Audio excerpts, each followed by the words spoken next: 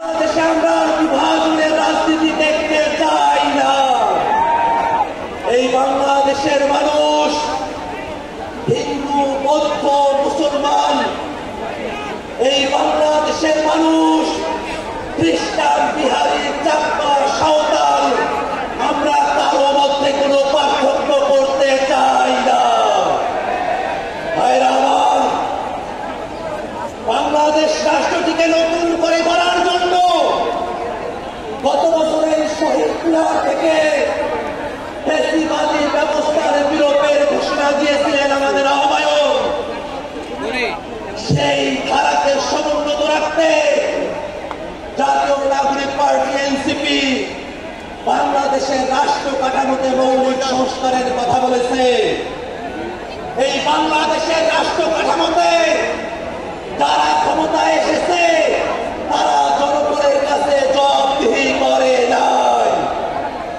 আমরা এমন এক রাষ্ট্র ব্যবস্থা চাই যেখানে প্রধানমন্ত্রী থেকে মেম্বার পর্যন্ত প্রত্যেক জনপ্রতিনিধিকে জনগণের কাছে জবাবদিহিতা করতে হবে।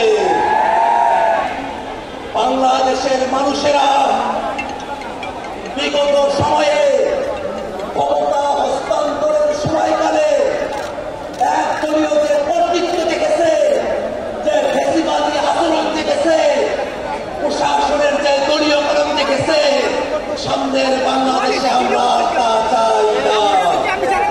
ভাইরা আমার, মৌলিক সংস্কারের প্রয়োজনে বাংলাদেশের প্রতিষ্ঠানগুলোকে দলীয়করণের হাত থেকে বাঁচাতে হবে।